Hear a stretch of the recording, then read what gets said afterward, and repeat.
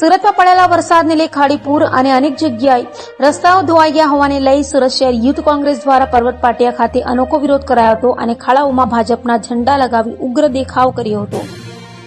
સુરતમાં ખબર રસ્તાને લઈ યુથ કોંગ્રેસ દ્વારા અનોખો વિરોધ કરાયો હતો। પહેલા જ વરસાદમાં શહેરના અનેક રસ્તા પર ખાડાઓ પડ્યા છે।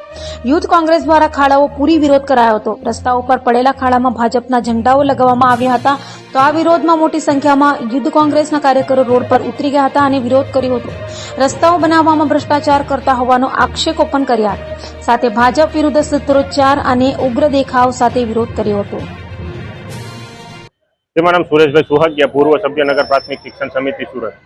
આજરોજ પૂણા ગામ પર્વત પાટિયા ખાતે સુરત શહેર યુવક કોંગ્રેસ અને રાજીવ ગાંધી પંચાયતી રાજ સંગઠનના સંયુક્ત ઉપક્રમે આજરોજ આ કાર્યક્રમ રાખવામાં આવેલો છે।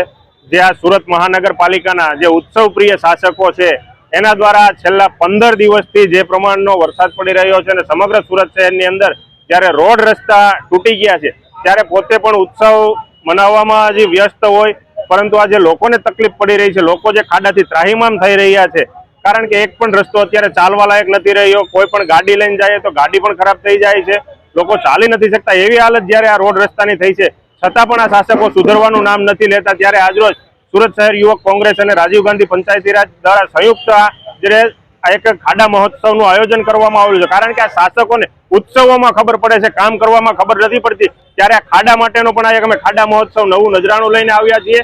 અને જે પ્રમાણે નરેન્દ્રભાઈએ કીધું હતું કે આ દેશની અંદર અમે આ ભારતીય જનતા પાર્ટીની સરકાર સ્પેસ ટેકનોલોજીથી રસ્તા બનાવે છે, ઇમેજ લેવામાં આવે છે, તો આ જે રસ્તા છે એની પણ આપ લોકો સેટેલાઇટથી તસવીર લ્યો અને આ શાસકોને તમે મોકલો કે સ્પેસ ટેકનોલોજીથી આવા પ્રકારના રસ્તા બને છે। એટલે આ પ્રમાણેનો આજનો અમારો કાર્યક્રમ છે।